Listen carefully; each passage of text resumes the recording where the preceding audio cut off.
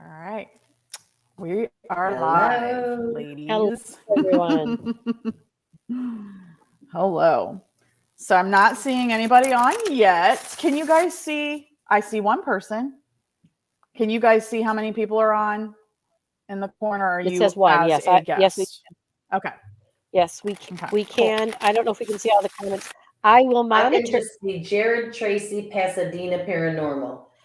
Um, I Yep. will monitor intuition of the soul. Okay. Okay. Okay. All right. Because you don't always see. And But we're going to ask you to join us on YouTube. YouTube. Yes. All right. You Okay. So too. we have one person on here. Yeah, All we have right. one person on here so far, and Very, it's very special Jared guest. posted that. Yeah, Jared posted that at 8:42 this morning, though, so it's not. Oh, we have five Sue, Oh people. it's gosh, I didn't Hello, Sue. see Sue. this. We're up to 5. Hi. I've been at the beach Hi, all day. I Heather. didn't even realize that 8:42 isn't come yet. It Yeah, feels like 8:42 to me. Sorry. We Sue, got could we bother Heather and you? Sue. Can we bother anybody that's on Facebook? If you have YouTube, could you please, please, please do us a favor and not watch on Facebook, but watch on YouTube? We're trying to grow our YouTube communities and trying to get watch hours, and it's very hard to do. So we're going to, Intuition is, IOTS is going to eventually stop doing lives on Facebook once they start training people to go over to YouTube. Because we're trying to make money a little bit. Hey, Beth. Hi, Hi, Beth. Heather. Yep. So if anybody's on Facebook that has YouTube, if you could please go over to YouTube to either link. Hold on. I posted it in Get Spooky everywhere. Sue, can you go on Get Spooky's Facebook and get it? I posted it everywhere. Hey, Jamie. How are you, Jamie's my on. dear? You should be able to just go to our page and it will be playing. Mm-hmm. So, but if it's too complicated, Yeah. we'll work on the training of this. Okay. Yeah. Yeah. Exactly. So Beth switching. Do So what you can. do what Just you don't can. leave either. Yeah, just don't Don't leave. leave. But if you can, it would be very much appreciated. And we're just going to educate everybody that doesn't know because, we get aggravated, but it's because people don't know. On YouTube, once you have 1,000 subscribers and 4,000 watch hours in 1 year, then you can monetize. It still doesn't cost anybody, any of our viewers, anything, and we get very little, but every little bit helps. So that's why we ask that. Thanks, you, Heather. And thank you, Jamie. Yes, she said if you go there, it's right there. Thank you, Jamie. Jamie just sent me a message before, I don't know when she sent it, but just before I got on. And I'm going to be talking to that girl because she picked a song that nobody should know was important to me. And it is. So that was pretty cool, Jamie. Awesome. So, yeah. Very cool. Go, Jamie. Go, Jamie. Yeah, really. Ding. We are, ding, ding, ding, ding, ding.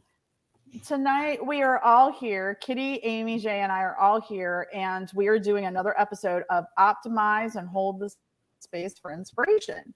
And tonight we just want to talk about, it's a judgment-free zone, but we want to talk about the difference between judgment, opinion. Hey, Beth. Hey, Sue. Thank you, guys. Opinion, and when, yes, thank you. And when it becomes a problem. So, we all judge. We all judge. We can't help it. We're human. Hey, Stephen. I'm assuming it's Stephen. Stephen's father's funeral was today. I'm so sorry. Prayers to you. Well, and your family. To hear that. Yeah. Wow. And I'd like to give a shout out to Teresa Freiberg, who lost her brother. Yeah. We're thinking of you. Yeah. Sorry. Yes, we are thinking of you, Teresa. Tonight is not about pulling cards, but I'm pulling a few cards just for the collective. Because she likes pulling cards. I do. I'm the card reader. You do.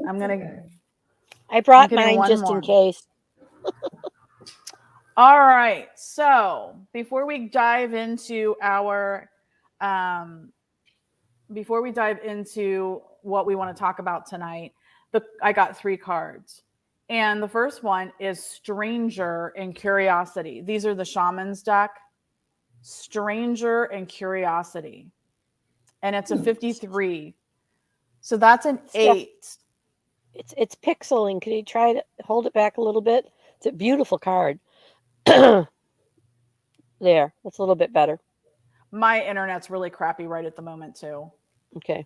So it's showing this man, a black man, and he's crouched by a little pond, it looks like.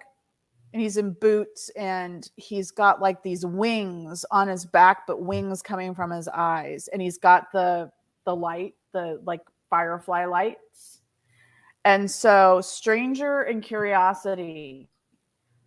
So I'm getting, and this is it's an 8, a 53 or an 8. So the message I'm getting is be careful what you're attracting and be careful what you're attracted to, like the moth to the flame, the light. Because the old adage, curiosity killed the cat. So there could be some strangers that are coming. Hey, Miss Southern Belle. There could be some strangers that might come into your life. Be just really careful. It's okay to be curious, but they might not all be good. And the next one I got was a 56, The Wall and Obstacles. The Wall and Obstacles. And it's a 56, so that's an 11. So I'm getting here that, wow, okay. They just screamed at me, you must look to your community to help you over the wall, to help you pass the obstacles. So look to your community for help with that. And the very last one I got was the Fortune's Wheel, Luck and Right Timing. And it's a 23 or a 5. So luck and right timing. And a 5 would be about fun. So it looks to me like, once we get past those, once we don't get sucked in by the wrong and attract the wrong energies, and we get our community to help us over the wall and the obstacles, we're going to have some fortune coming that's going to bring us more fun. Okay. I'll take it. Excellent. I'll claim that. I like it. And if it's okay, Stephanie, I'd love to give a little of the astrological perspective. Yes. That compared with our subject tonight. You know, the first card is so spot on about what we're attracting, because Neptune is retrograde, which whenever a planet goes retrograde, that means it's internal. And Neptune's low denser vibration is about addiction. And often our judgments and what we get drawn into and attract to us are kind of putting those things in our face. And the hardest addiction is drama. Because we don't always know we're even participating in it. It triggers something and we jump right in, and we, all holds bar, and we think we're doing one thing, but it's really what's drawing us in that web. So that makes perfect sense. And we're seeing it. That's why we're on tonight. Yes. We're seeing that behavior. Yes. Wow, Kitty, that was, absolutely. Absolutely. And Amy got a message on our Vibe of the Week that was all about that. About, do you remember the message, Amy? No. I know. I'm sorry. I'm like, what did I say? Sometimes though you get that stuff and right. But it was about it goes. It was about rising above and not getting into the drama, and making the choices, what you're being called to do, and paying attention to it. So it was all, it's been a message coming through. So. Sure. Yeah. And there's certainly a lot of drama out there to get into. Right. Just because you are silent or you aren't fighting and aren't partaking in the drama doesn't mean that you don't have your beliefs, your opinions. It doesn't mean you aren't fighting for what they are. It just means that you're not adding fuel to the fire. Yeah, that's exactly it. Amy, you got anything to add to this opening? Well, I agree with that, because sometimes you're not adding fuel to the fire. You're just kind of quietly staying in your strength to strengthen, the other part of that.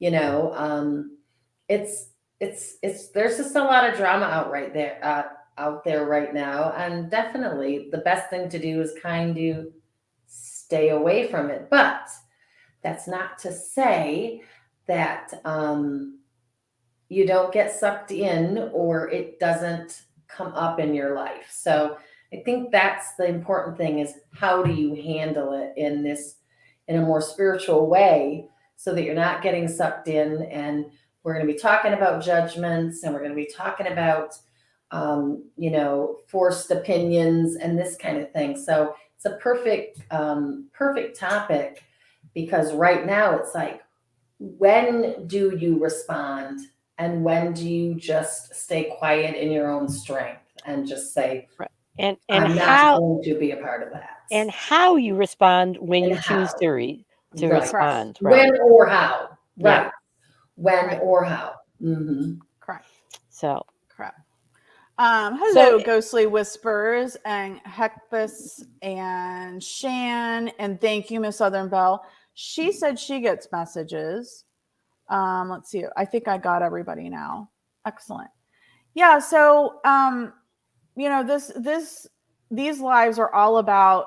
One of the things that I found is, with the lives that I've done, just doing card readings, is a lot of people that came on would say, oh my gosh, this is a drama free. This is so positive. This is so inspirational. And then one day Spirit was like, I woke up and they were like, you have to do a live that's hold the space. You have to hold the space for inspiration. And that's why we started this a few weeks ago. And so this is all about holding the space. This is about those of us that are light workers, holding the space of inspiration for others, being that safe place for everybody to come to and discuss different things. And so tonight we just want to talk about, how can we curb, judge, have opinions, but not really let it judge others, and how can we react in a positive way, and so we can attract more positivity towards us versus negativity. And hey, Shan, thank you for coming over to YouTube, my dear. Absolutely. It is about love. It is about, hey, Ghost Adventures of Cornwall. So one of the things that we were discussing among ourselves is, we all judge. We're human. We're all absolutely entitled to our own opinions and our own beliefs. It's absolutely nobody's business what I believe or my opinion on anything. With social media, all of a sudden it's everybody's business, what time you get up in the morning and what you eat for breakfast. So we were discussing, as the three of us, there is no absolute black and white, but how we've been helping each other when we start to get upset and stressed and start to judge other people, how we're helping each other bring it back, rein it in. So, Kitty, you want to talk a little bit about how you feel and how you're working on not judging others, and still having your own opinions and beliefs? Yeah, I was telling first I was going to share a story with everyone today, because boy, when you get yourself wound up, it's been a long time since I've had something that kind of wound me up. And when I was done with it, for the first time in a very, very long time, I could feel that physical chemical that happens when you get into that judgment and you get really wound up. And I was like, wow, there is some addicting to that. Like, one of the things, if you've ever done a 12-step program, they'll tell you serenity's boring, because we're so used to having this stimulus input. So actually it'll be about a year in September. Amy and I both set a goal to do some work with people around judgments, because we were finding in our community, people were right fighters. This is the way you should do it. And this is what I know. And spirit told me this. And we were like, no. um, and so we started actually, and I had discovered the work of Byron Katie, who has spent her entire life teaching people how to look at their judgments, not have them, but the first thing she teaches people is you have to recognize that you're judging. And that's a really hard, it's hard for all three of us. Like, we'll be talking and one of us will say something and we'll all go, that's judging, isn't it? Yeah. You know, Yeah, and sounds a little judgy. that was a little judgy. Or we'll announce it. This is going to be judgy. So I shouldn't say it, but well, and then we usually correct it, because what I've come to understand about judgment is, if I have an opinion, as long as I'm owning my behavior of the opinion, like I don't like it, this is how I react, that's where my conversation should stop.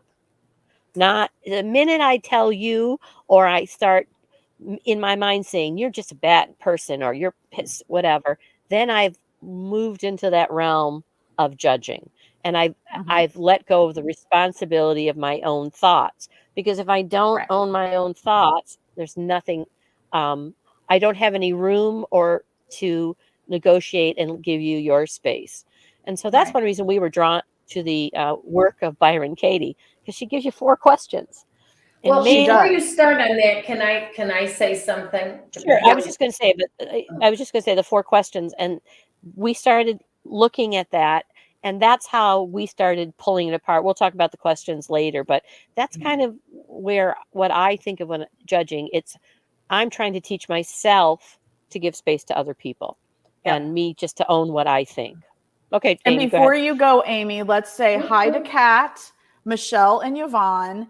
And I do want to say, I did miss your live earlier, Miss Southern Belle, but you are absolutely correct. She is absolutely correct. Find something positive about the person and say it. And she's saying right here, remember, if you do something kind, good comes your way, because you are putting out what you want to attract.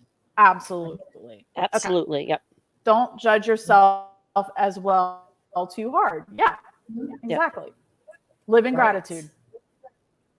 Okay, Amy, go ahead. No, I was just going to say about the opinion and the judgment. I think that lately, and just the last few years, the lines have been blurred between opinion and judgment. That people are saying, this is my opinion, but they're saying it like a judgment. Like, I'm right, you need to listen, even though they think that it's their opinion. So it's kind of got all muddied in there when we think maybe we're expressing our opinion, or someone may feel like they're expressing their opinion, but it really goes much farther than that, because their intent is to get you to agree with them or to think like them. So the Byron Katie questions are so good, because they all go put back on you, not on someone else, not when someone else is saying, but how you are saying something and how you are feeling about what's being said and that kind of thing. So that's what's so nice about the Byron Katie. And I think that we need to do more of that.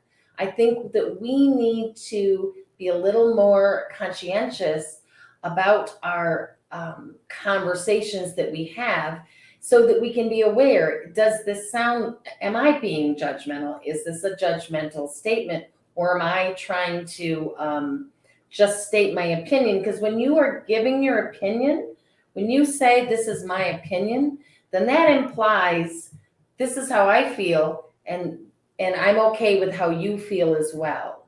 A judgment is kind of like, this is how I feel, now you feel like me. So I think that, it's a really wonderful topic right now for us to talk about this, because there's so much changing in our world.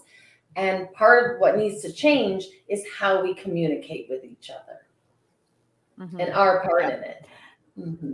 Yeah. And so one of the big breakthroughs Common self-respect and listening is gone. I would absolutely agree with that. So one of the breakthroughs that I had on Thanksgiving of last year is that, and oh, by the way, I did say Yvonne was on. So thank you so much, Michelle, for reminding us that Yvonne is at her house. But last year, I have a lot of dynamics that, and I can tend to get upset and let it trigger me. And one of the things is letting other people's reactions trigger me. And so I finally realized last year, right before the holidays, that and it's hard because I have to remind myself all the time, I am only responsible for me, my actions, and my reactions. Every individual, it's on you. So if you do something to piss me off that I don't agree with, I'm responsible for how I react to that. I'm not responsible for what you did or how you go on about your day. I'm only responsible for me, how I act and how I react. Mhm. So that's been eye-opening for me. You know, the next piece of that is when I own myself, I don't make sweeping statements about others, Yeah. because that goes to the first, you know, like when somebody will say, I don't know, uh, all something, or people just don't blah blah blah. I don't actually think that way anymore, because then I go to the question of, do I know that that's true? Byron Katie's first question. That is a judgment. So when I start to own it as an opinion, I feel like sometimes I don't know enough people who are able to listen. That is me owning. And that's what I do know. The sweepingness of our statements also magnifies judgments. And so that's the other piece when I look at my opinion is my judgment, because it is.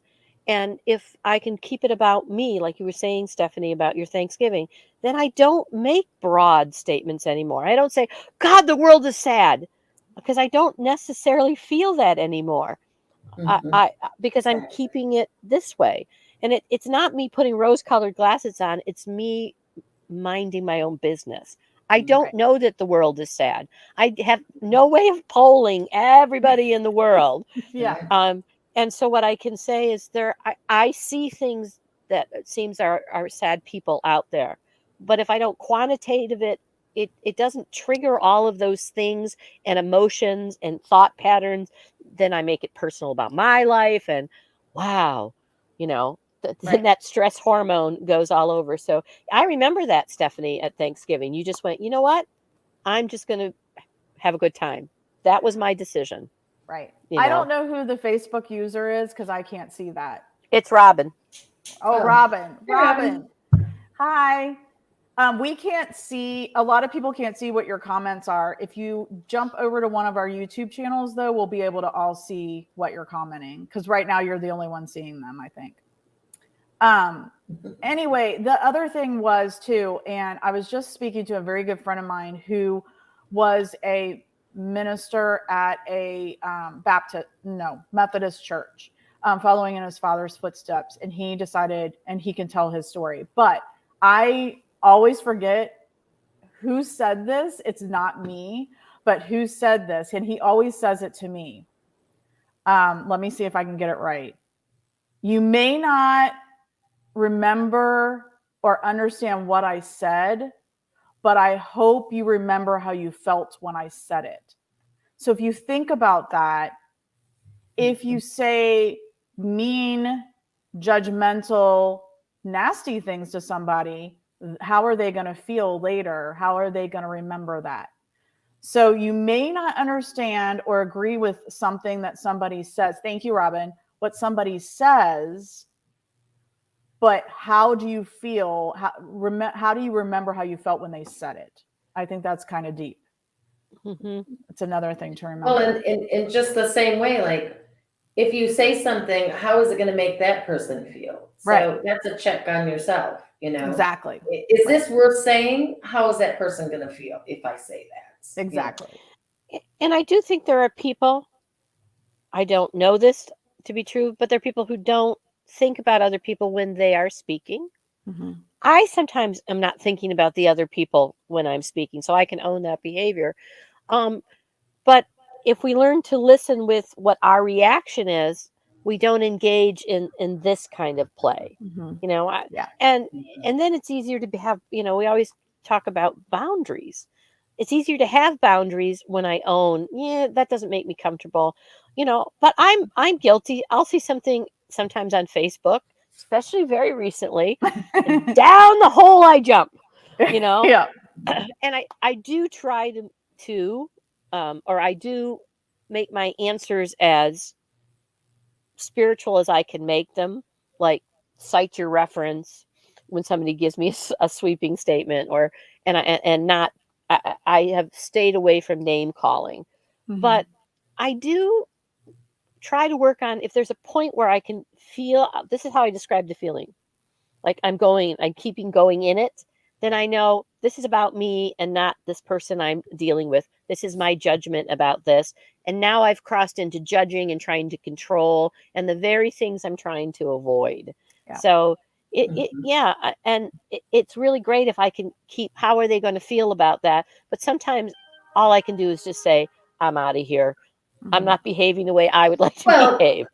and that's okay though, because you're still thinking about what am I going to say and how, and how they're going to feel about it. You choose just not to say it. You just choose to remove yourself from the situation. Hmm. And that's, we've all had to do that before we insert the foot in the mouth and do that kind of stuff. And I think that's perfectly okay to just, disengage or say, you know what? Detach. I've had to say that before. I have a family that are, well, okay. They just have strong opinions that don't necessarily match with mine. And I say to them all the time, this is not a conversation I will have with you. Mhm. I will not talk to you about this right now or probably ever if I was being truthful. But, it's okay, I think, to disengage before Mhm. you Mhm. do get triggered and get into that, to just say, you know what, I'm not going to discuss that, or to move yourself out of the situation if it's a bigger group type conversation or something. I think that's a good way to stay. It's a good way for me to stay a little humble Yeah. Yeah, and detach, okay. Yeah, good you word. know. Yeah. Yeah, Yeah. just you know what? First of all, in life's bigger scheme, do you ever ask yourself that question? In life's bigger scheme, is this energy worth it? Yeah. You know, Yeah. and it is, I have difficulty when people are, this is the way it should be, and spirit said, and it's like, wow, that's a huge judgmental trigger for me. I want Mhm. to go Huge. back to what Miss Southern Bell said here real quick, because she said that more people remember things that are, negative or mean about you Mhm. than something that's good. And Kitty, help me remember this, but there's like some kind of they say, how many times do you have to hear something positive to negate that mean thing? And I Oh know yeah. there's a certain number, and I can't remember, but that's what she made me think of. It's like I think it's something like 10 or 15 times to negate one negative sentence. Yes, Mhm. and And think about that. Yeah. you Think know, about that. Yeah. and for me, whether this is Kohlberg's stage of reasoning, one of Crime and Punishment, or Glorious, I that's not the karma I want to put out. And I think that that's part of the reason I wanted to Right. come on tonight, is because what is it I want to, we do create the world we see. And I'm not talking about not being realistic, but if we concentrate on those things that trigger us, we get more of them. Mhm. And if we Right. concentrate on those things Right. that inspire us, which, Stephanie, I think it's wonderful you've taken this step to inspire, that's what we bring back. And that includes in judgments. Okay. If I'm judging that, I'm going to get in. Mhm. I know, I don't know it all. That's why I like her questions. Do you Right. know that this is true? Mm. And almost always you say, Yeah. yes, I do. And then the And second we're question, do you really know this is true? Then you go, we're gonna mm. go we're going to go through all of those because I have them and we're going to go through all of them. But I want to give a couple other examples. And as we're sitting here, I'm having another epiphany. So the last time, Kitty, that I got so triggered that I was seeing black.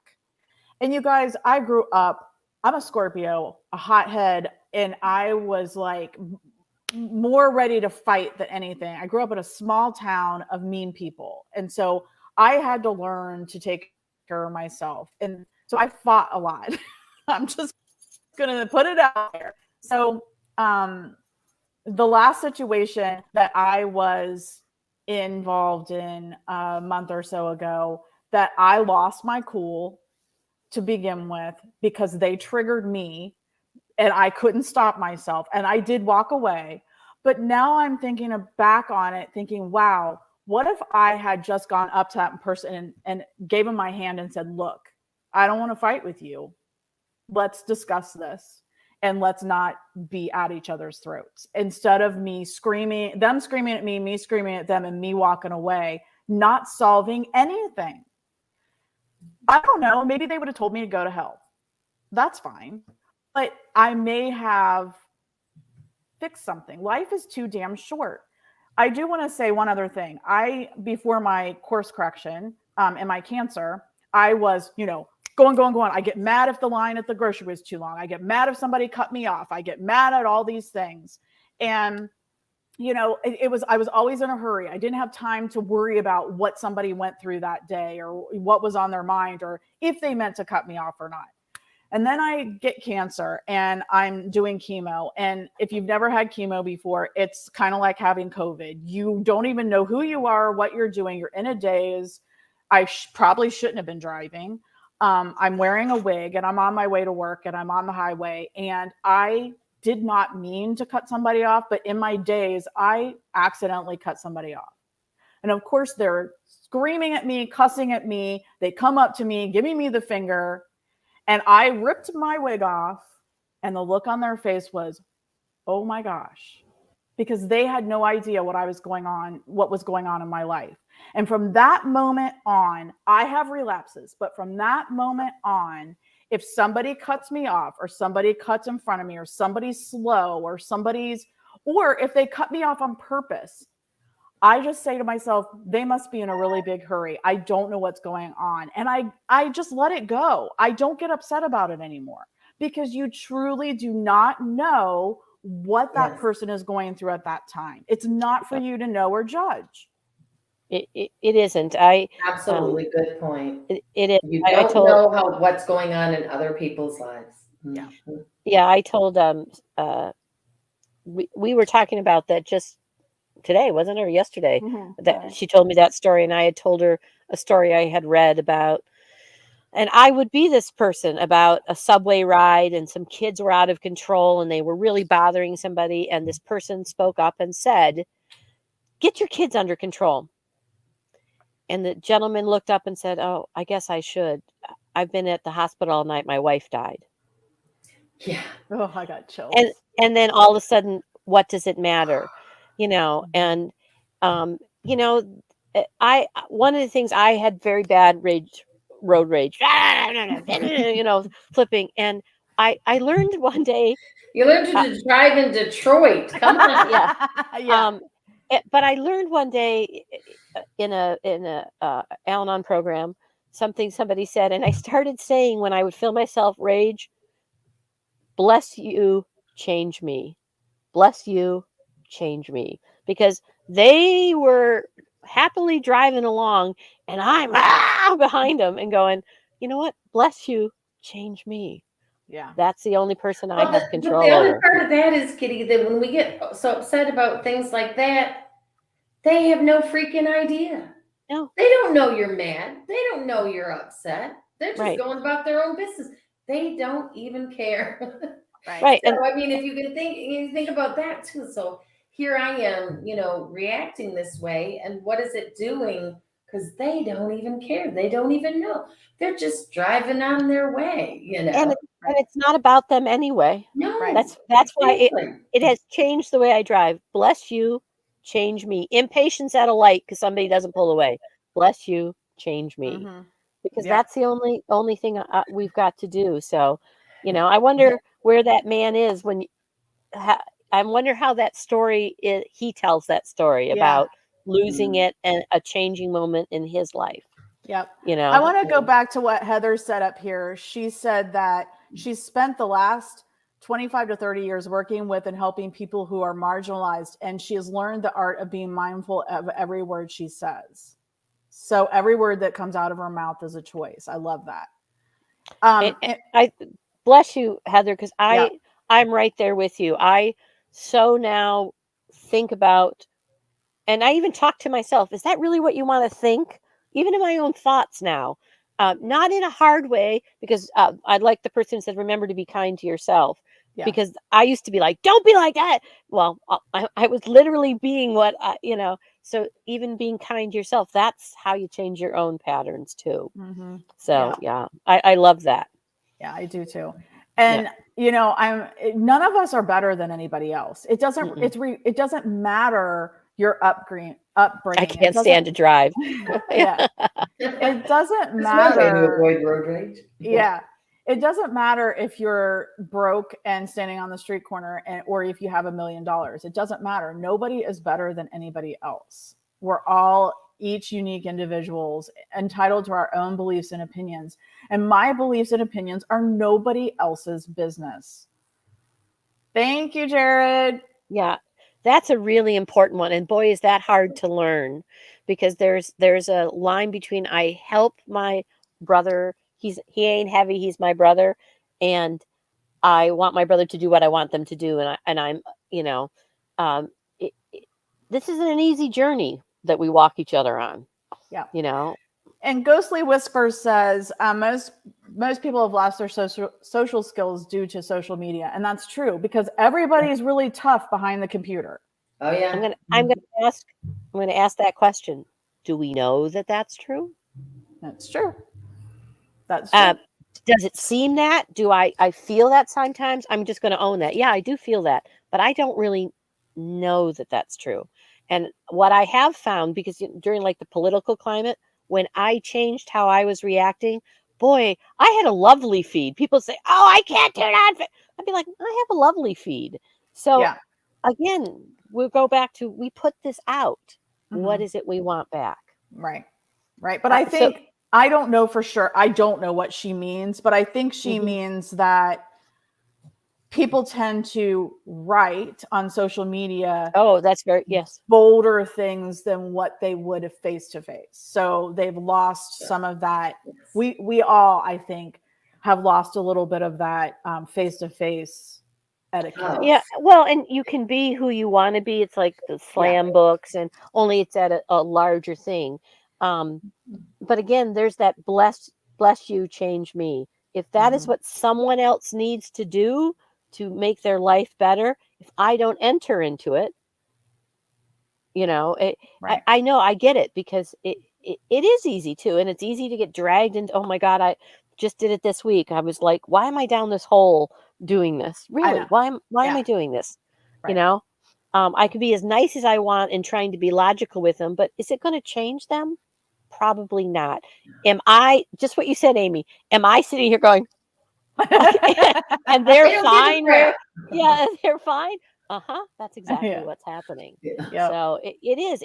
I love the idea. I think of all of the words, all of the things I say, and it's hard. The thing that was very liberating to me is knowing that I am not here to be the judge or the jury. And I had such epiphanies the other day. Spirit was talking and talking and talking and talking in my ear, saying, think about in all the ways that you've judged in the past and different things. Like, I was absolutely capital punishment to the end. If you shot that person, you should be shot. And now I'm like, no, because I'm not the judge and I'm not the jury, and I can't sit on a jury. I don't care if it's shoplifting. I can't sit on the jury because it's not my job to judge that person, regardless of what it is. So that was liberating for me. Yeah. I want to share a story too that I had when I was teaching. I had this co-teacher in the same grade level. I went from special ed, I had to go to second grade. And that was a big, huge adjustment for me from having a few individual students to having a whole classroom. And I've kind of always been the one that would do my own thing anyway. You know, I felt like as long as I was doing my job and the kids were learning, I didn't need to fit into this little box kind of thing. So this second grade teacher that I was a co-teacher, she had this box that everybody was supposed to fit into. And so she did not like how I was teaching, even though my kids were learning, you know, they were engaged. I had a great time. The kids were having a great time. The parents were satisfied with my job and all this. And so she kept complaining, and she'd go to the principal. And I read the 4 Agreements. If you've ever read that book, if you have never read that book, read it. It was life-changing, because this teacher would just get on me, and she'd come up and she'd throw all this judgment in my face. And in there, one of the things he says is to just say, well, you know what? This sounds like this is your problem and not mine. And I kept repeating that. Well, first it pissed her off even worse, because I didn't get upset. I just said, this sounds like it's your problem, not mine. And I kept repeating that every time she'd come up, like, why are you doing this? And you shouldn't be doing that. And I'm like, you know, and again, so then she went to my principal, and the principal was like, what are you saying to her? And I said, I'm telling her this sounds like your problem, not mine. And she goes, oh, yeah, that's pretty good. But I mean, it's how we react when we talk about how we react to things. I was very calm and that kind of thing, but I'm just like, I'm not getting into that with you, because I don't have a problem. You know, this is your problem with me. I don't have a problem with you. But so that really helped me in dealing with, you know, some of those she was very judgmental on how I should do everything. And so that was a big eye opener for me, and how to react and respond to someone like that, rather than going back and being just as combative with her. Right. I just was really calm and said, I just kind of shrugged my shoulders and say, you know, this sounds like your problem, not mine, and walk away. And she didn't know how to respond to that. She wanted that engagement. She wanted that fight. And there are people out there that want that. Right. You know, I love that. I love that story. Take nothing personal. Yeah. Really, it isn't personal. Other people's opinions are not even if they're about you, it's not personal. Exactly, you know, Kitty. Social media is not personal. Yeah. You know, it's an entity. It's you know, oh, that sounds like that's your problem. You know, it is. We are social media, so how we deal with it is what it is. You know, I love that story, Amy. I so do. That sounds like your problem. Wow. Yeah. And I'm telling you, man, if you see, her face would get red, and she would just didn't know what to do with her anger. Right. Because I completely blew it off. And so we have a little bit of discussion going on here, again, going back to social media and how there's no repercussions. I mean, you know, unless you, there could be, but mostly you might get in Facebook jail or something, or banned, and then you just make another account or whatever. But and there is no 2 body days. line. Yeah, there's no, whether it's texting or Facebook or whatever it is, there is no way to know exactly, because there is no voice modulation expression. Like, it's really hard to interpret. So like one of my last posts, people were interpreting it to be about me, and it wasn't about me. I was just using something about my life as an example to judgment and power and greed and what it was. But everybody was like, oh, Stephanie, no. This isn't about me. I'm just using that as an example. But I went back and I read it, and the way I wrote it wasn't how I meant it. So I had to kind of rewrite it. And that is, judgment is a natural part. We interpret, you know, we talk about social media, but there were never repercussion for Dear John letters. There's never, you know, for years ago, there was never, you know, for, you know, in the old schoolhouse, dip in the inkwells, you know, or isolating. Those forms of bullying weren't as broad spread. I get that it's magnified, but again, it is interesting when we learn to say, you know what Amy said sounds like your problem. Right. It's hard because we want to be accepted, we want to be loved, but that's an outside judgment that somebody's better than us and they have more information coming into us. So yeah, this is not an easy thing to track. So and I read but I knew what Stephanie was writing, and you could see why somebody else might go off on something else. So again, if we don't assume that's something out of you and me, that we understand what the judge is, what their thoughts were behind it, like when you took your wig off, like when the gentleman said, yeah, I probably should, but we don't know. We don't know in words what something always means. We don't. Right. So Exactly. Our reaction. Right. Yeah. So we are responsible for.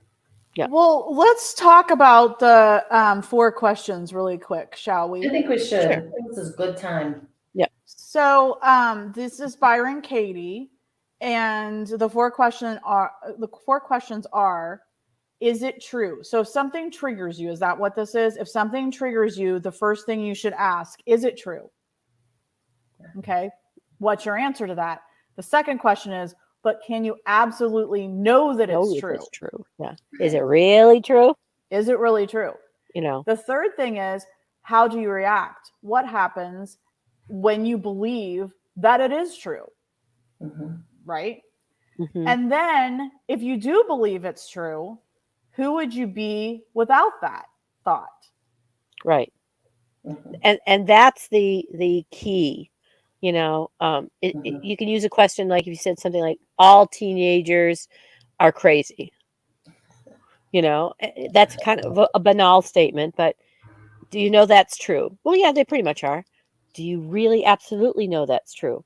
And even if I say, well, yeah, I think they all go through something, then you say, what happens when that's true? Well, then you can't predict them, and you feel uncomfortable, and when they're around, it's really taxing. Now, if I let go of that belief, that means each individual teenager I'm evaluating, what happens? I'm not anticipating something. And it's like, wow, it goes back to you. You're free if you let go of the belief. That's what it comes down to. That's you become free. That's exactly what it's designed for. And whether you're saying the statements or someone else is saying the statement, the questions can be the same. I love it because it really makes you stop and think.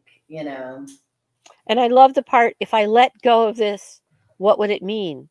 Well, I wouldn't be sweating and I wouldn't be clenching my jaw, and and go back to what you said, Amy. It made no difference for the teenagers in the world that I just said that, but it made a difference. But it would make a difference for the next teenager I may meet if I let go of the belief. Exactly. Stephanie, you should almost put those in the comments or something. So because that way people could maybe screenshot it or something like that. Well, and if you go on YouTube, Byron Katie has all kinds of YouTube. Right. And she gives this for free, the questions. You can download her book for free. About this. Yeah. It won't, but you know what? Here's the other thing I'm going to do. It won't I screenshot it and it won't let me copy it, but I did not realize this was what book this came from. I learned so much about like childhood books and stuff. So I want to read the little excerpt from the book that it came from, and then I'll put I'll get the link and put it in here for everybody. Okay. So the book that it comes from is Chicken Little. So it's the classic folktale Chicken Little. I know you've all heard of it, and I'm on a different screen, so if I look funny, that's why. Henny Penny feels a smack on her head and immediately concludes that the sky is falling. Her friend Cocky Locky asks her if that is true. Ducky Lucky jumps in with, can you absolutely know that it's true, that the sky is falling? Goosey Lucy tries to help her decide by suggesting she describe how she is feeling. Turkey Lurkey asks her, who would you be without the thought that the sky is falling, even though you have a bump on your head? Once Henny Penny answers all these questions, she feels like a different chicken. But Foxy Loxy complicates matters by asking her why having the sky fall could be a good thing. When she answers brilliantly, the sly fox invites the chicken, the rooster, the duck, and the goose, and the turkey to his house for lunch. But fortunately, Henny Penny now knows good questions to ask before they go. Very I good. absolutely love it. Who did that? What? Did Byron Katie use that as her example? That's great. Yeah. Yeah. That she yeah. But It is. She does have a version, if you look at of her book and those questions to download. There's actually an app called The Work, and you can put it in your phone. And so if you're stuck one day, put your judgment in, and it takes you through those questions. Yeah, that's a great. Yeah, there's so many great resources, but it changes the way that that you're thinking, and it changes. It stops making those blanket general statements that are a lot of times, judgment is in those. And so it really puts the responsibility back on you. Mhm. Is this true? Do I know it to be true? True, right. And if I let go of this belief, And what if I let happens go to of my this, yeah. to my life? So it's not only about being altruistic and taking care of others, but it's actually taking care of yourself. And I'm gonna put a plug in here. Intuition of the Soul on YouTube has a playlist, and we had a speaker who is Byron Katie, trained in the work. Her name was Jen Durask, and that our program is on there. So feel Yeah, free it was to watch that. It was a really awesome program.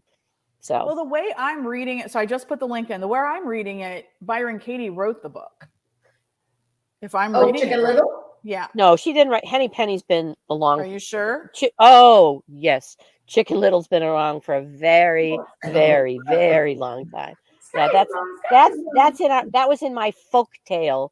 I was gonna say series. that's been along for a really, really long time. But I love how she adapted it, because that is the whole true, and how she got it. And if you read the story of Henny Penny and this is how she got everybody into her judgments. That's the real story, and got them all panicking and fighting. That's what the story was about. So I love that she picked that particular children's story too.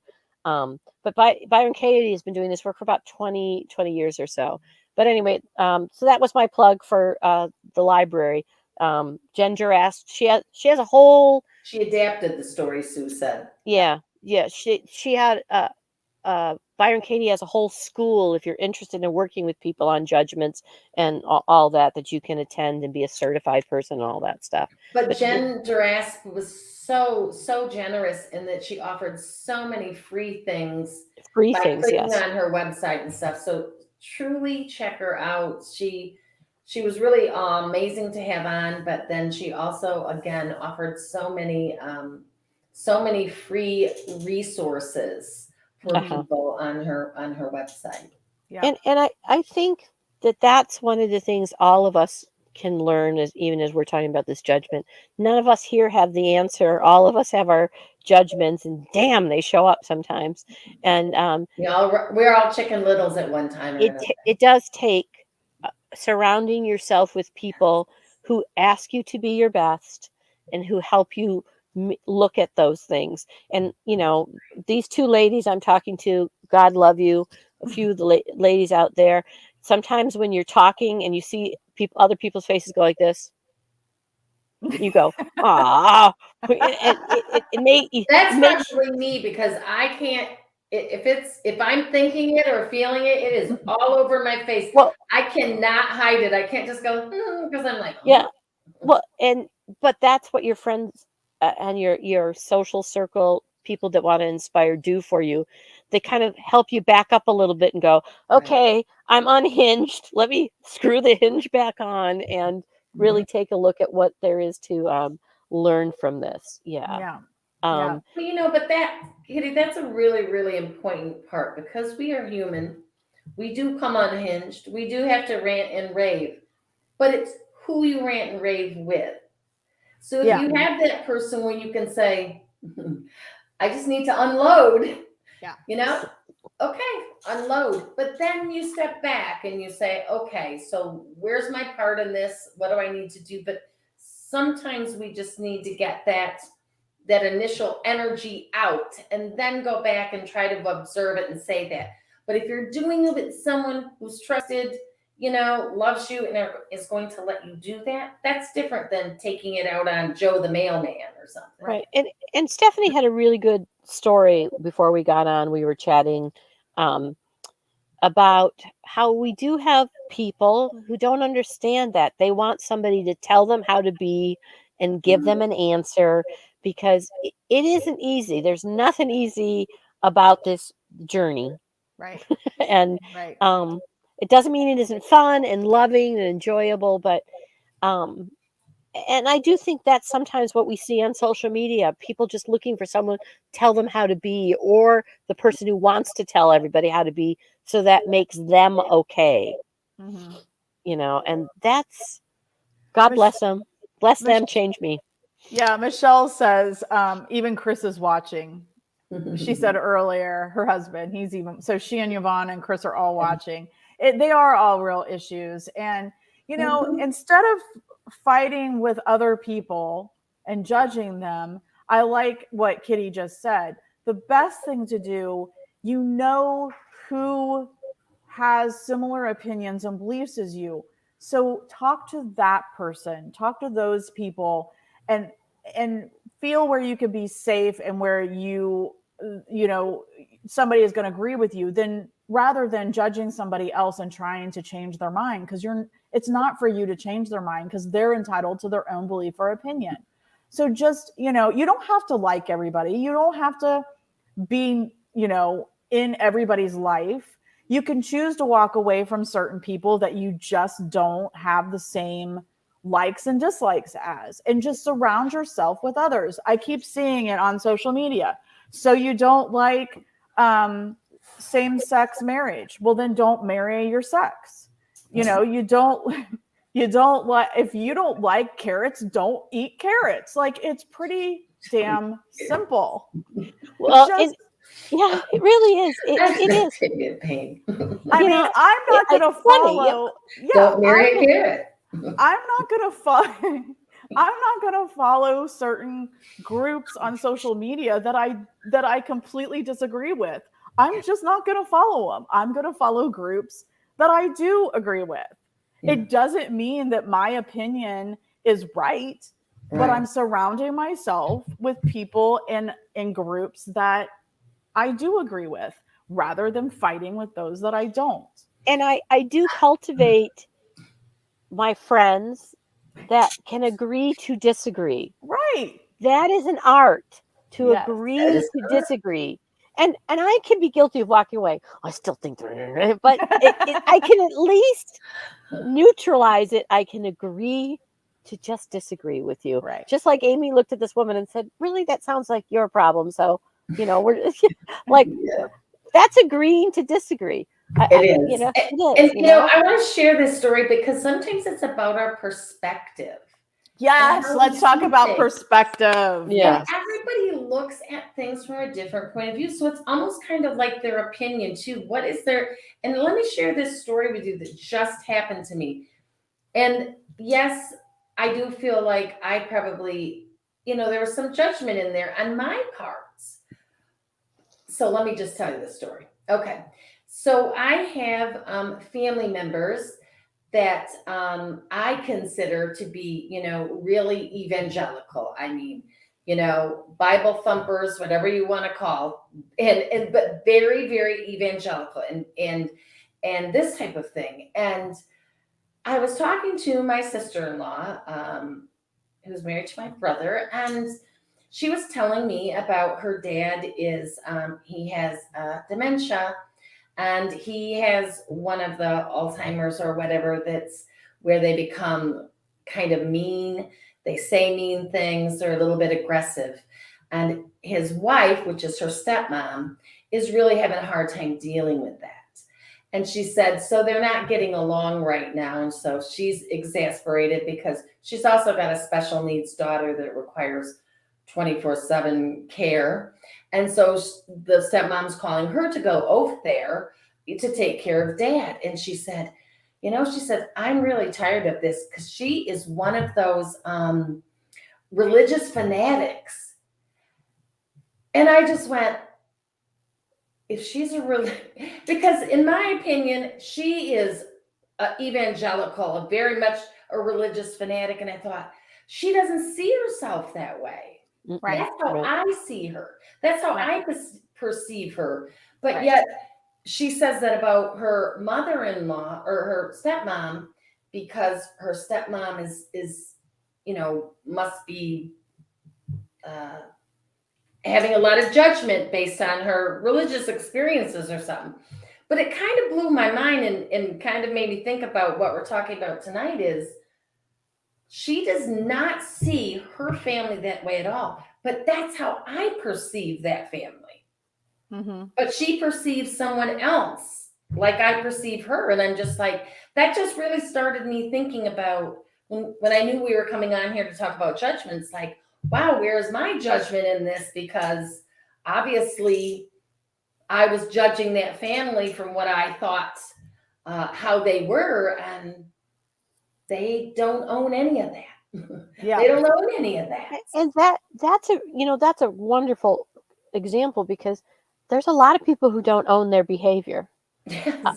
One of the things both these ladies have heard me crack up about this or complain about it or have an opinion about it, but is there's a whole thing, especially in the younger generation, where they could say the most vile, hateful thing to somebody, and then they say these words, just saying, like somehow that neutralized everything. Just saying, and like it neutralized everything they said, and they don't have to own it, or that they did say whatever. And it's like, wow. And there is a perspective, and it's not my job to give you a new perspective. I can ask and maybe help you shift a paradigm, but if you're not going there, you're not going there. And at the end of our lives, I'm only going to be talking about what I did. Yeah, right. I'm pretty sure I'm not supposed to go up there and say, well, Amy said, pretty sure, Yeah. That's like when you insert, because we're talking about words, we're talking about conversation, we're talking about how we speak. When you say something and then you insert that but, which negates everything you said before. Oh, I totally agree with you. But it negates everything that you are maybe saying before that but. Because you don't really believe it. That's why you insert that and go on to say your own. When you read some of Byron Katie's works and people, the word but has a judgment to it. Exactly. It That's does. right. Because keep your butt out of it. Keep your butt out of it. Or you're just saying, keep your butt out of it, like, but it and no judgment on the size of it. No. Oh crap.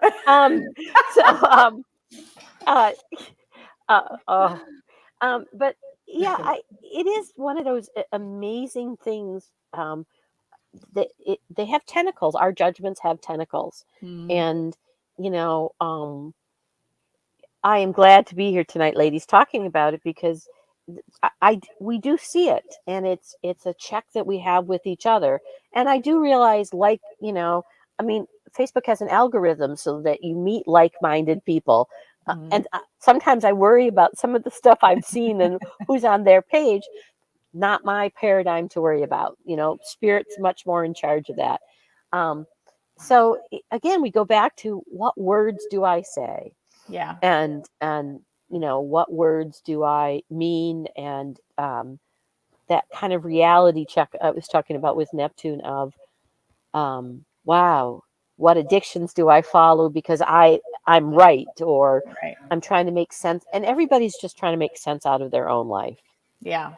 And most people that are in this group, that are watching this group, probably at one time or another, if they haven't, they will come across people that will judge you for your beliefs, for your spiritual beliefs, for the things you believe in, for the, the message you're trying to share. And so it's important to have this conversation so that we have some tools and we know how to kind of react or just have a different way of thinking. Because, I don't know about most people out here, but I know if I was to tell my family all the experiences that I've had with spirit and stuff, they wouldn't understand, and there'd be a lot of judgment in there. So it's nice to have a community where we can talk about this, but we can talk about how we react to it and what our part is in it as well. I had recently just this week, I posted a video from, I actually did it accidentally to my page rather than Intuition of the Soul, but that's another story. And it was our friend Jeanette Byro, who is a medium, and she was talking about free will. And I have a dear friend who loves me and I love her, and she worries because it isn't her opinion. But what she wrote was so beautiful. I find this to be misguided for what I understand. And she said, for what I understand. I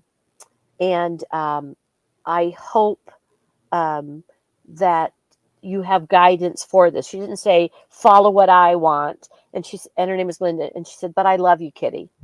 And she didn't say, but she said, I love you, Kitty. And I wrote back, I love you too, Linda. We're on a journey together.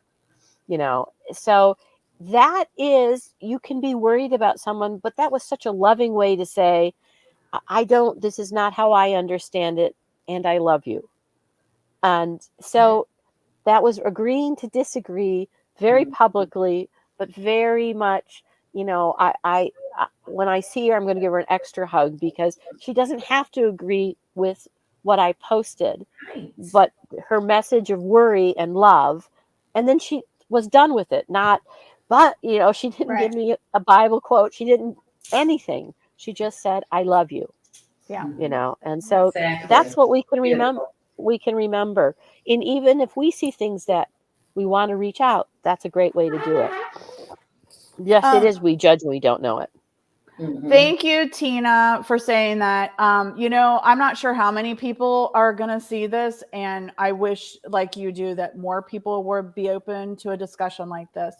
Chris, a link to join what conversation is my question. Chris wants to know if there's a link to join the conversation. Agreed, Joe and Heather, you were hilarious. Do you mean like a Facebook group or something? Is that what you're asking, Chris? Is it Chris a boy or a girl? I don't know who Chris is. I don't know. Oh, okay. I was thinking Chris wants to come on. Maybe that's what it is. I don't know who Chris is. I would encourage anybody who's watching this, though. That's a great point, Chris. Have this conversation. Yeah. I watched a show the other day, and 3 women who are friends were talking about judgments, and so sit down with people and talk about it, and say, hey, what do you think judgments are? And I do agree that it is about there's copper. It is about all of us learning to talk to our friends about it. It's funny. I told my son we were doing this tonight, and you know what he said to me? Can you send that invite to 5 people I know? And I said, what? And I said, what 5 people? And he said, there are 5. He said 5 judges on the Supreme Court. And I'm like, and I just started laughing. And I said, are you judging the judges? And he said, well, I would like them to participate in a conversation about judgments. Kitty, even if there's only this many people, and I don't know how many because I can't see the number, however many people are watching it now or will watch it, those people can talk to 2 or 3 of their friends, who can talk to 3 of their friends. And so the conversation can get out there. And that's exactly what we need to have happen. We need to have very high vibration conversations out there in the world, even if they're expand your thought, and it just spirals, because cosmos mirrors us, right? So what we're putting out there, and so even if we're not impacting that many people right now, doesn't mean people on here aren't going to go talk to their people, and then they're going to talk to You their know, people. So it's a beautiful thing to send that energy out and let yeah, it it just really is. go Yeah, everywhere. good point, Amy. And hey, go look up the Byron Katie. If you worry about what Facebook looks like, post it on your Facebook. Yeah. Start a conversation Right. about that kind of stuff. I mean, here's Stephanie, all of the people that have been on tonight and how this will go out, because Stephanie said, okay, I really want to have a conversation about judgments. And Amy and I had this last year when we brought Ginger Rasp on, because we were seeing in our spiritual community some really, really big judgments, like somebody telling me that this was a higher than this kind of skill to have, like mediumship is more advanced, and I'm like, whoa, it, wow, like, Yeah. and there a lot of values, and that's what judgments are, is assigning our values to somebody else or something else, Yeah. Yeah. So Yeah. Chris, we weren't letting people come up, just anybody coming up on this. We may do that in the future, but just not on this one right now. It's harder to do it on this one, but maybe that calls for a Zoom. You Yeah. do Zoom, and then people can come on and because there's a limit on StreamYard how many people can come, and Zoom. Yeah. And but you got to get them the link, and it's so it's a little. Yeah. We're not going to do a it little more complicated than Zoom. Yeah, you're right, Tina. The ripple effect. Yeah. It is. You drop the stone in and Yeah. it expands, and it's an expansive vibration. As much as we kind of focus on that dense, this kind of vibration, we know that a ripple is more than the denseness of the stone that gets dropped in. So it does go out from that. So Yeah. Exactly. Stephanie, this was a great idea. I think so too. Yeah. Yep. Ah, That's from being themselves. Yeah, I agree. That's a good point, Heather, that we haven't really touched on.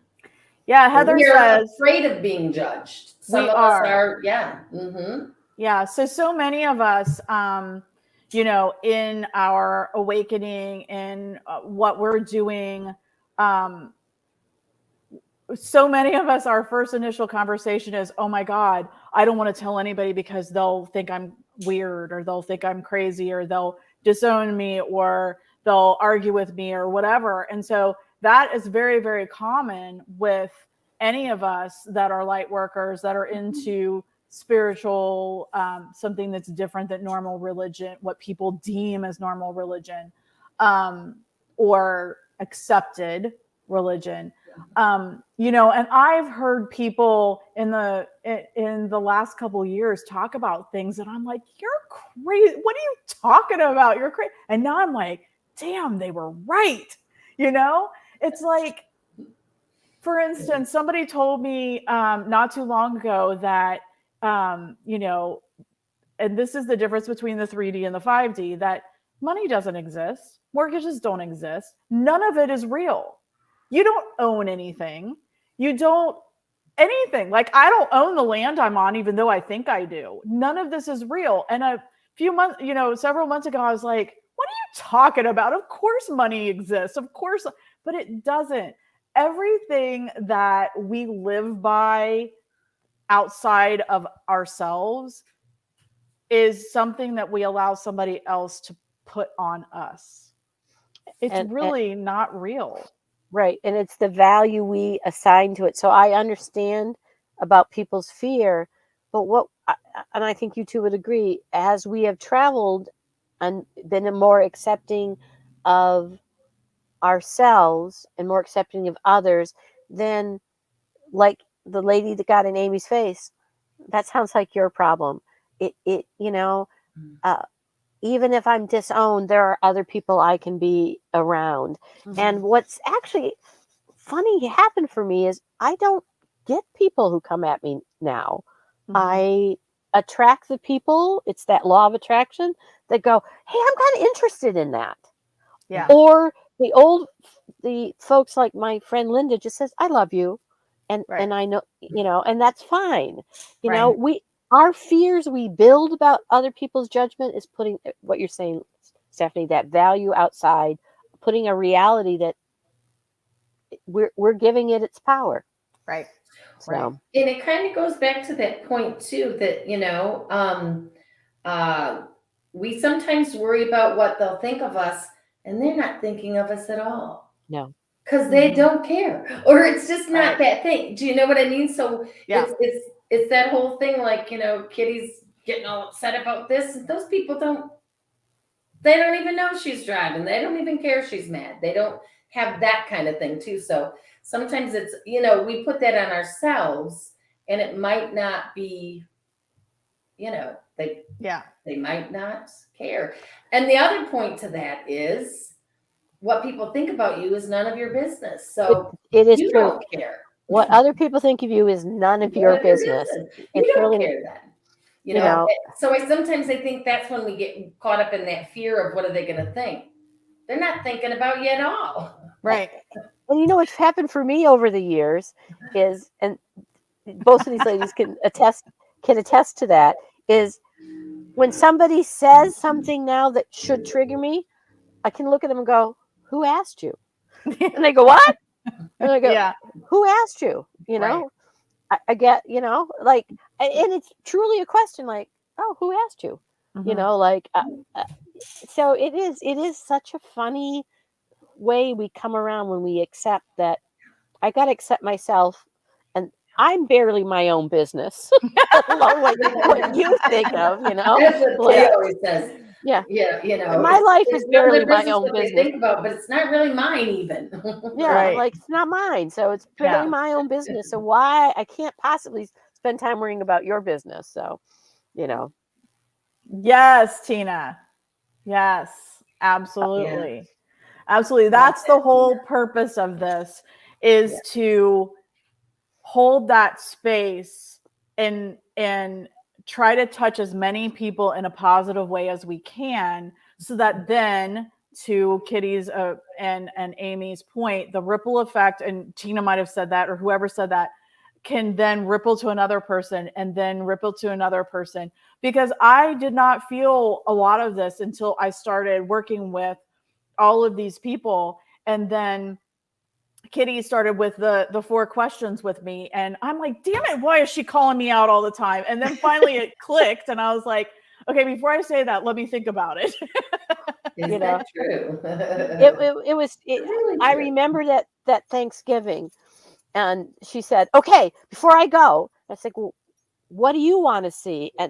And she came back and said, "I had a great time. It didn't matter if this happened, and it didn't matter if that happened, and Yeah. it doesn't." And I thank the light that we all are walking this together, because frankly, I could go off the path and be in the water and climb in the mud, pretty Yeah. quickly, so Yeah. Well, Yeah. it's I like, found a sense of freedom when I Yes. detached from some of these things and Yes. judgments, and trying to be kind and trying to just live, my life in a different way. It's just a newfound freedom, and it just feels really, really, really good. and Right. And that's what I want for everybody. and I want everyone to feel that Right. freedom and have that sense of, you know, um, Amy, that's so important, because, but honestly, just start with detaching. You detach Mhm. with love and beauty and grace, you can get there. But sometimes you have to just start with detaching. Yeah. That's Yeah. the best I can come up with, and then be kind to yourself.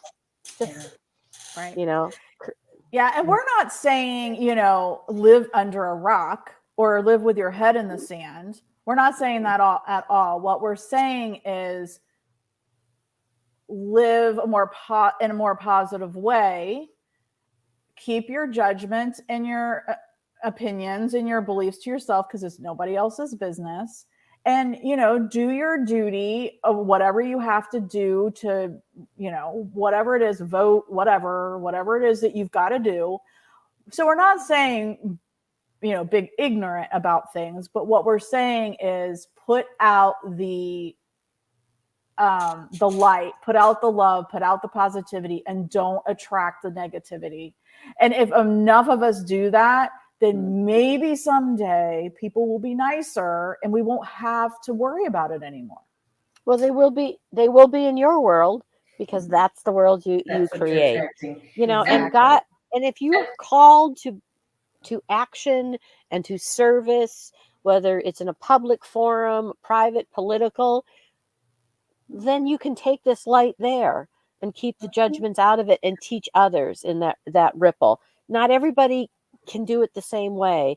And again, Right. that's where we let go, you know. And it starts with my favorite word, intention. It Mhm. starts with your intention. Yeah. You know, like this is how I'm going to choose to react to this situation. This is how I'm going to choose to go out in my life today. This is what I'm going to choose. It's all choice. It's your intention. What are you going to put into it? You know, what do you want to watch? If it's triggering, if something's triggering you, to watch it. Right. You know, keep yourself informed, but not enmeshed in Right. it. You know, so Right. yeah, you're not living under a rock, but you're choosing intentionally what you want to take in, what energy you want to take in whatever form that is, you know, Yeah. physically, you know, visually. Yeah. So use that intention of how you want to live your life. Exactly. Because as an empath, as somebody that absorbs everything, I've turned my TV off 4 years ago or longer. I don't use my TV except to watch football. And that's if I'm, if I have people here. I don't live under a rock. I will be informed if I have to be. I get the headlines, whatnot, but I don't allow it to trigger me. I don't allow it to rule my mood. I don't allow it to suck me in. So yeah, it's a choice. I chose to not. I got in the car the other night. That's why there's an off button. There is an off button. I got in the car the other night to go to an investigation. And when I turned it on, it was like news and it was all bad, like bad, bad, bad. And I'm like, what station do I have on? And I looked and I'm like, I never get in the car apparently when the news is on. And I'm like, damn it, turn that crap off. Hello, Fluff and Stuff from Australia. I love that. Yeah, you know, it and Hi, Heather just hit it. She just Yeah. hit it. Yep. She Right believes now, there's that's more so positive. true. Yeah, there's more positive energy in the world than negative, but the negative energy yells the loudest to get the most attention. well, Thank you. that's why I like to use the words dense and expanded. Denseness is easier to see and feel. Expandedness takes quiet to tune into. Yes, I believe that too, which is, and by the way, we're media. You know, whenever somebody says, oh, the media, guess what? We're media. So what you participate in it is what is created. Mhm. You know, there are as many beautiful stories on there. I seem to be able to tune into those than Yeah, because when the other stuff comes on, oh, nope. Yep. And so, exactly. Yeah. so we are the media. Exactly. We are social media. We participate. We are connected. It saved us in 2020, folks. Yeah. In that is my opinion. It saved us. What would a pandemic been like if we were all sitting in our little box by ourselves? That's how I Yeah. met these ladies. Yeah.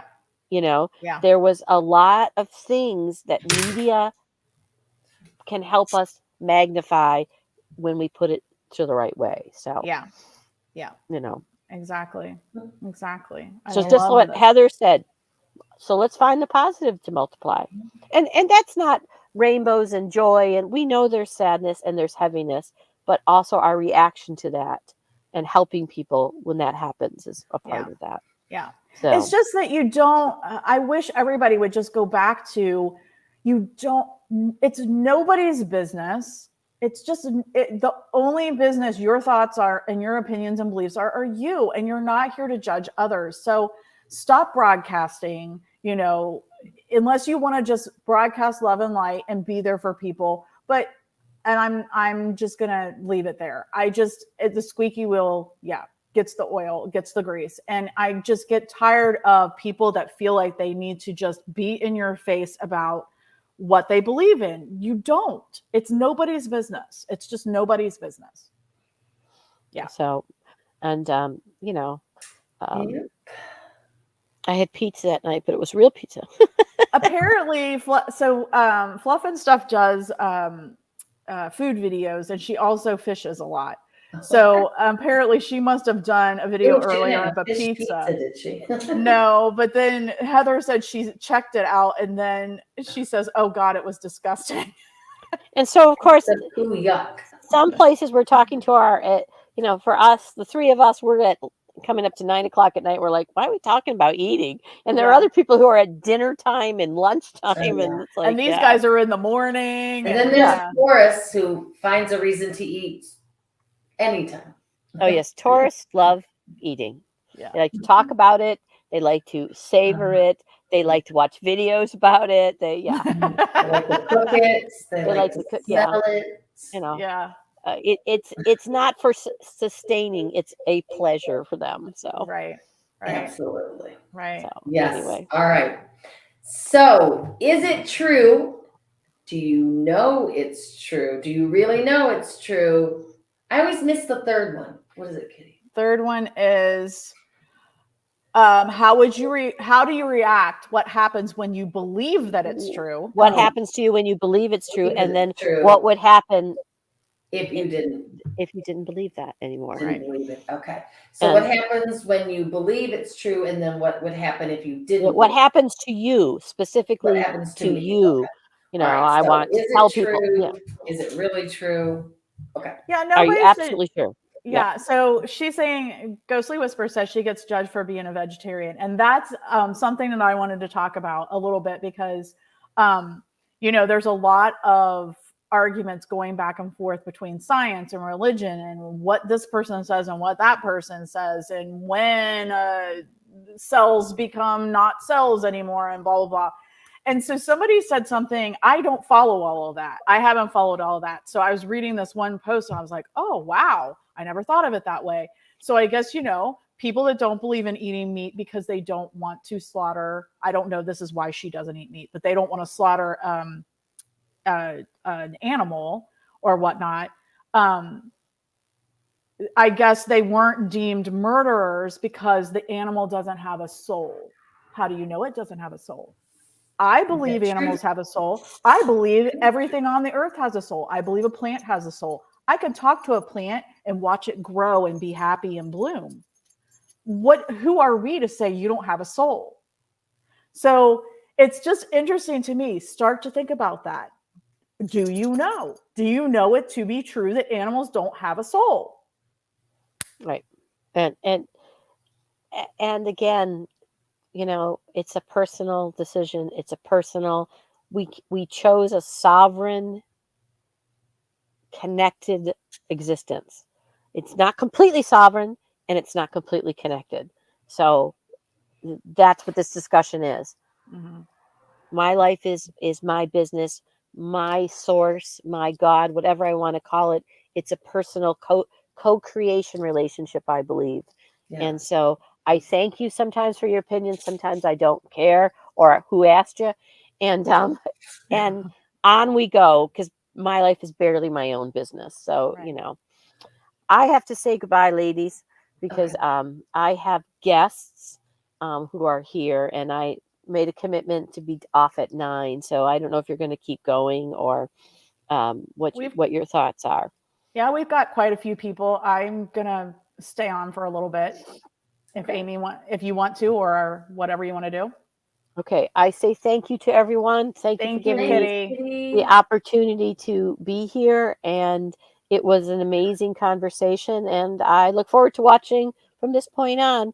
Blessings, namaste. Thank your son and his girlfriend for giving us this time away from you. Yes. Tell them we appreciate that they let you come So for those who are watching, my son is here. We bought some land, and they're here for really the first big vacation to help us work on this land. And so I'm going to go and join my company. Much love, ladies. Thank you, Kitty. Thank you, All Kitty. Right. Bye-bye. Bye. Thank you. And I do believe I'm an animal communicator. So yes, I believe that they absolutely, I've seen animals cry. and I believe they do have a soul. And again, I do believe, I mean, what was it? The mushroom noise? Yeah. I mean, mushrooms make noise, for goodness sake. And so all living things are, yeah, absolutely. Mhm. So I really feel like, and I do eat meat. I'm sorry. I do. I don't eat a lot of it, but I do. And I try not to think about, where it came from. But I did grow up, my grandparents' garage was a slaughterhouse. So I kind of grew up with it, knowing where it came from. But yeah, I absolutely don't know why anyone should think they should judge you for being a vegetarian. That's absolutely retarded. If you choose to eat grass, it's none of anybody's business. So they Yeah. do all make noise, Jamie. Grass is living too. It is. It is. Yeah. Yeah. I mean, this has been a great conversation, and I think that, we could talk about it all night and come up with examples and this kind of stuff. But I guess it's just really important, though, that we start some of these conversations. We need to change the conversations that we're having in the world right now. And Yeah. so we can just start with a few friends Right. and do the ripple effect, like Tina said. I think that, make a huge impact. At least that's my hope. Right. Because we do need to change the discourse Right. right now. It's not, we're creating a new world. All this new energy is coming in. And so we got to get up to speed. Yeah. Just think if we could affect enough people to then affect enough people to where instead of pointing fingers and screaming at each other, people actually had a conversation and came to agreements instead of screaming at each other. So I would love to see that. I would Agree to absolutely. disagree, because Mhm. that's really what it's about. Yeah. There's no right or wrong. I mean, it's your opinion. Then again, keep the judgment out of it, but agree Mhm. to disagree. And that's the beauty in it. We're all individuals. We all have different beliefs about everything. Right. I mean, you can Right. have someone you agree with 80% of the time, but you're still going to find something that you don't always agree on. So, Right. Yeah, because we're but, human. but you love that person and you respect that person, and it's okay. Right. You know? Yeah, so you have to just think about it. I try, and it's very hard. We're human. We're not perfect. Yeah. But when somebody starts to trigger me, I try to think of it differently. I try to say, okay, am I really going to go there, or am I just going to smile and say, okay, Mhm. you know? Right. And so I'm trying, and it's so liberating to just say, okay, and just move on. Again, exactly right there, because what you said, that part goes with what you said. It's nobody's business what I think. I mean, I can choose to say that. I can choose that, but I don't have to. And that doesn't mean you don't have an opinion or have a thought about it. You're just not choosing to, get involved in it. And that is very liberating, because you're like, Yeah. that's pulling away from that drama. Thank, That can be pulling away from that drama sometimes. thank you, Jamie. Hi, Good night. Jamie. Yeah, it is. It is. And I just keep going back. Think about you're only responsible for yourself, your actions, and your reactions. Absolutely. I And agree. I and agree. I just think that, and I think we waste too much time worrying about what other people think, when quite frankly they're probably not thinking about you at all. Well, that is so interesting because I remember Tina and I were at a show where they had like a girls' weekend out in my old hometown. Well, it's really not my hometown; it's where I went to high school. And they're having a girls' weekend out, and this place that we had investigated asked us if we wanted to have a table. And so we put a table, and we had our crystal grids and our crystals and jewelry and whatnot. And So a band played later, and it really wasn't well advertised. So there wasn't a lot of people anyway. And the front of the building was like the pizza place and the bar. And then the back of the building is where we were. And then the band was in the very back. And so even people that came in, there was maybe 4 tables set up. Even people that came in knew who we were, saw us, and like went the other direction because, oh my God, there are crystals and, you know, whatever. And so there was these ladies that came that I didn't know them, but they were there to watch the band. And so I just struck up a conversation with them as we were tearing stuff down, and they went off on me about the Bible and the this and the that, and like yelling at me. And I got all upset. And then I started to rethink what I was doing. And am I wrong? Should I not be doing what I'm doing? But to your point, Amy, after that night, they probably never, ever had another thought about me because they didn't care. They were just trying to, you know, pass judgment on me, and that was it. So, Right. Yeah. Yeah. So, but to your point, from now on, I'm going to try to think in it that way by saying, okay, I'm never going to see them again. In a lot of cases, I'm never going to see them again. If I am going to see them again, so what? Just walk away from it. Yeah. And they'll forget about it anyway. So yeah. Right. But we have to be true to ourselves. We have to be our authentic self. We have to live who we are and why we're here. And we can't worry about what other people think about us because, again, it's none of their business.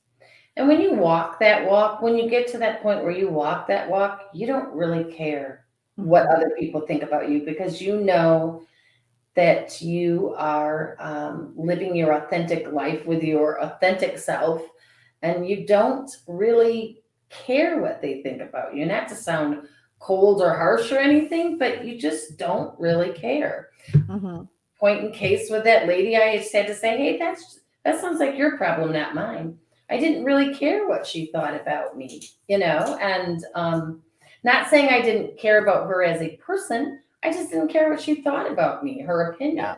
And that's the way, you know, you get to when you're living that authentic life, because we will be judged. It's inevitable. Right. If we haven't been already.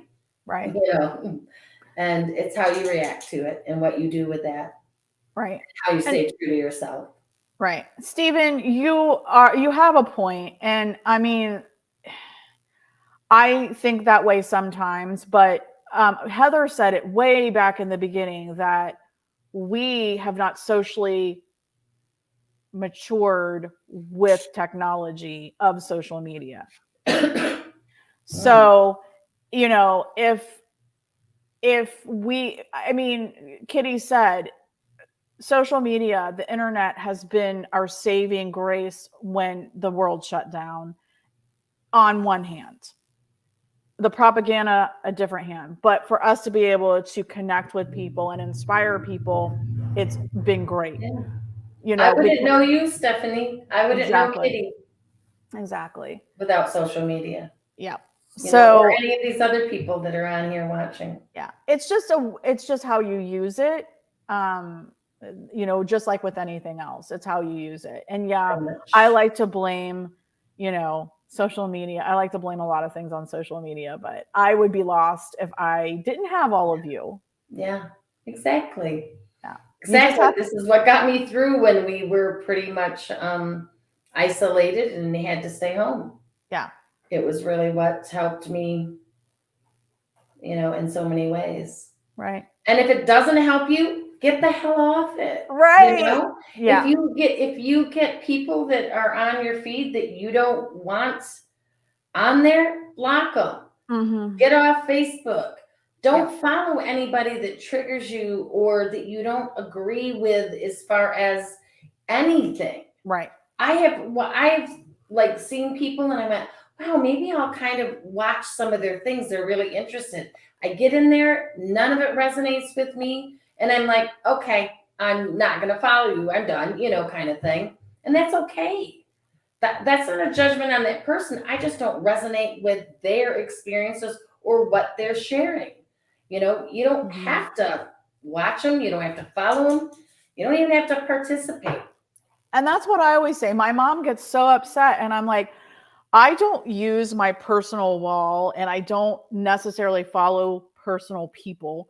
I follow groups that I feel safe in. I follow groups that I feel are positive. I follow groups that I feel resonate with.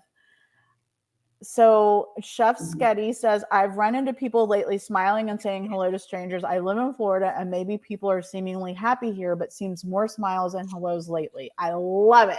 Yeah. I love it. It's very hard to be mean to somebody that's smiling at you or that's being nice to you. It really is very hard. Mm-hmm.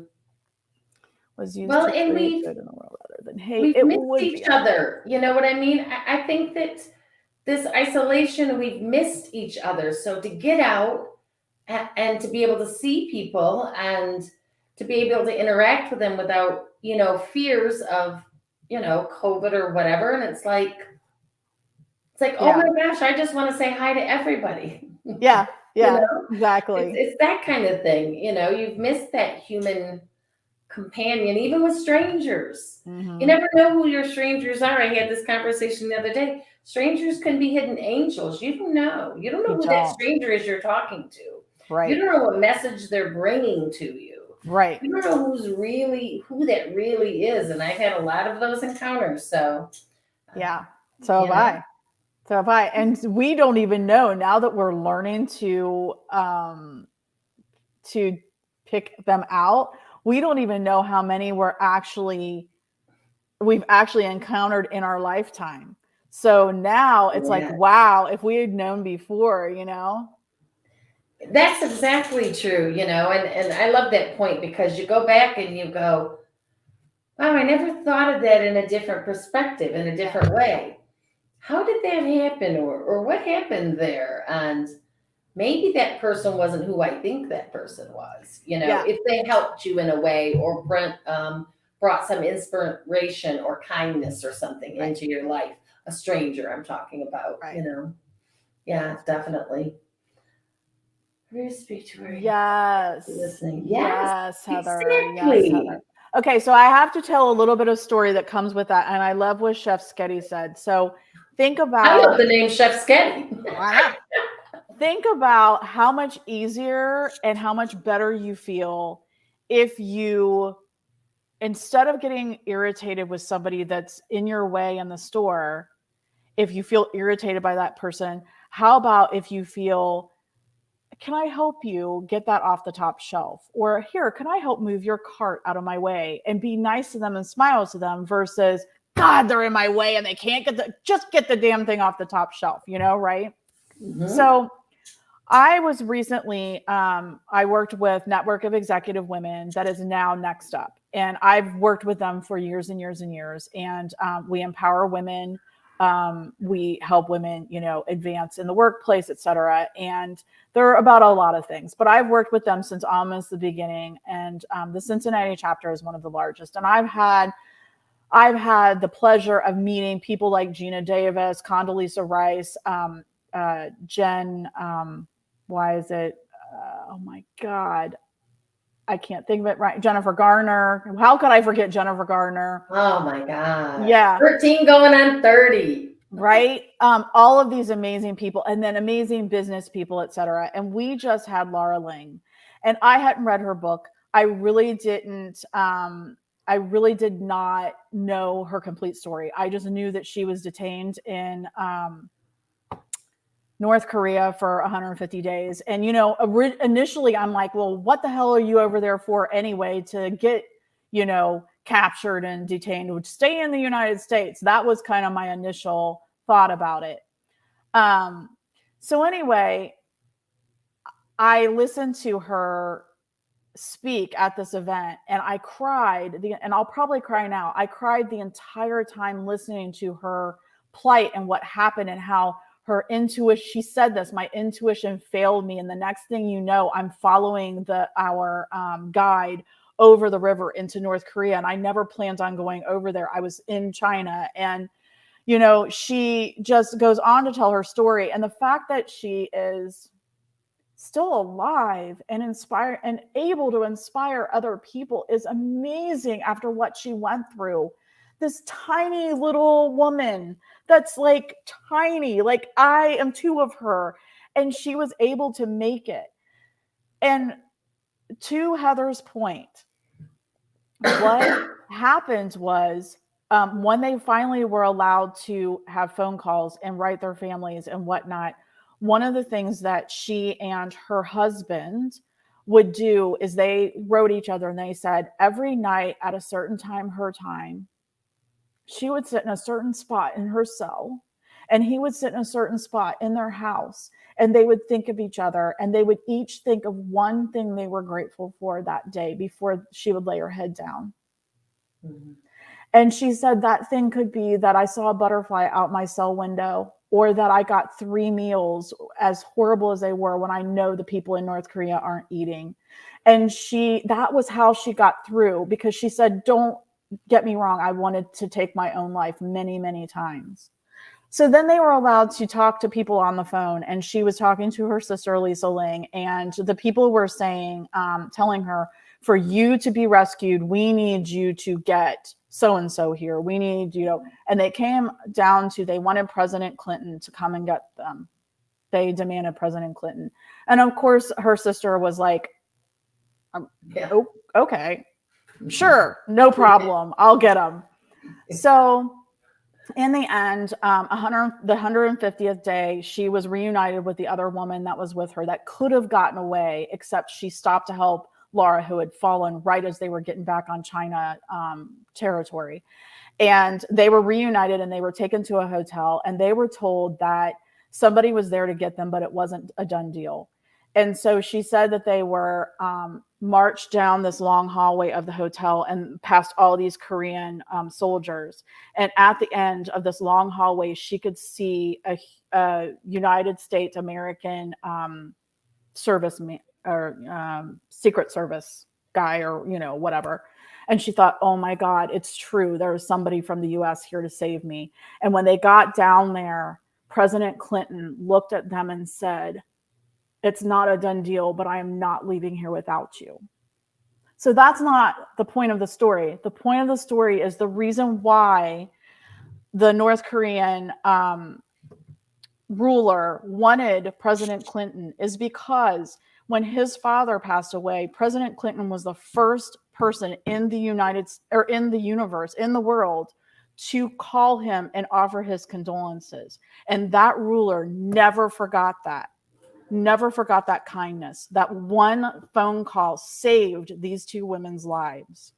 Mm-hmm. And the fact that he would go over there to get them saved their lives. So Heather, absolutely. The smallest kind thing that you can do for somebody can save them, make their day, save their life. You don't know what's going on. You don't know if what they're contemplating. You just don't know. And so absolutely. Mm-hmm. Never underestimate the smallest, kindest gesture. Right. And you may never know. And that's okay too. You don't do it because you might find out that helps someone. You do it because it's the right thing to do, because you may never know. I learned that as a teacher. I do not know how I impacted these children's life unless I run into one of them and then they tell me, or we have a conversation. But that isn't why I was doing it. So it's that kind of thing. It's just being a good human. It is being a good human. Absolutely. Sue, that's great. That was a great story, Sue. Absolutely. Yeah.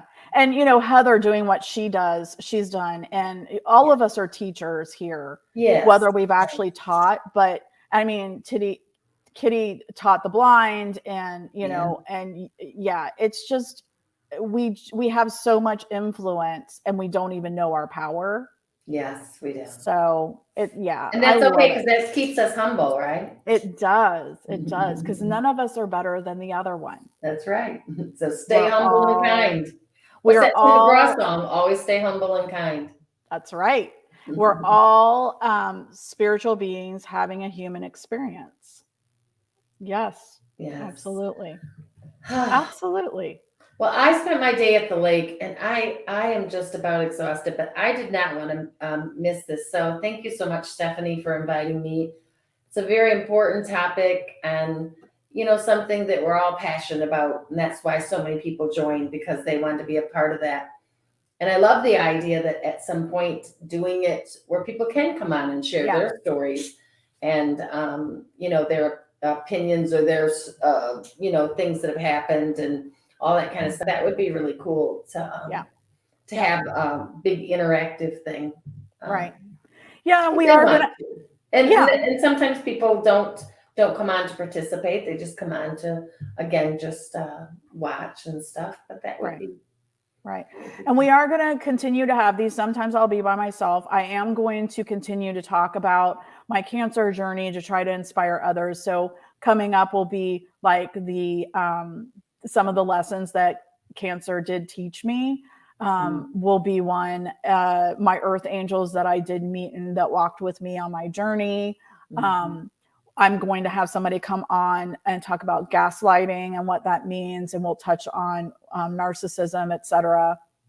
I'm not going to have a scheduled this time of the day on this day of the week, because I'm not going to pigeonhole it like that. But just if you are watching, please subscribe and hit that bell, and then you'll know when we're on. Then you can just share it out when you have a new segment coming on. I think it's a great idea. Again, I've said this before. I've probably said it too many times tonight, but we need to change the discourse in our world, and we need to change how we communicate with each other. And this is the first step. And if anybody has a topic that they would like to discuss or want to be a guest, please let me know. All of my information is in my about section on my YouTube channel, so you can email me, website, whatnot. I do have something really exciting. I believe it's going to be next Tuesday night. What was that? Okay, I don't know, because it looked like it went on your and my screen, so okay, I don't know what that was. We'll have to watch that back. That was weird. It kind of went all the way across. Oh, that was weird. So did you see that? Okay, so I think it's going to be next Tuesday night, but Dusty saw that. Okay. Michelle from the Paranormal Experiencer, who's also Cosmos and Spread, and I are going to start a new live, and I believe the first one will be next Tuesday, but we are going to be on Cosmos and Spread, her channel, and also on Get Spooky Society. And we are going to do not just live card readings, but Michelle is going to do live scrying readings. Ooh. Yeah. So look for that to come out. So that's going to be very exciting. Nice. Did it go from her screen to my screen? It went from my screen to hers. Odd. That's weird. Well, remember, Neptune being in retrograde, Kitty did say a lot of spirits are going to be showing up. So, oh, gosh. And I'm telling you, and they always come when you're sleeping, because that's when they know your mind's quiet. And they keep you up all night. Okay, but not tonight. No. I had that the other day. I'm just like, I felt like I was waking up every hour, but every hour I woke up, there was a message that I got. I'm like, okay. And I go back to sleep. And I felt like it was like all night long. Well, speaking of that, before you and I jump off, after we shut this down, I need to tell you about a dream I had that I just remembered from this morning and see what you think about it. But okay, perfect. Yeah, I'm going to have to go back and actually watch the replay on that and see what it looked like again. Yeah. Was Kitty watching? I don't know. Well, we'll have to tell her to watch that too. Yeah. Well, at least we know it's towards the end. So yes. Yeah, we know where it was. Night or right? All right, guys. Thank you so much for joining us. This was awesome. I feel better. I feel really good right now. And I do too. It was very, very lovely. Love that all of you guys the energy that all these beautiful people brought with them as well. Yeah. And be looking for the next Optimize and Hold the Space to come out. And then also, again, I think it's going to be next Tuesday when Michelle and I go live and do readings and scrying. So Okay. yeah, we're going to see what happens. We're going to Okay. shake it up a little bit. All right. Thank you, guys. Bye, everyone. Thanks for joining us. See you next time. And beautiful.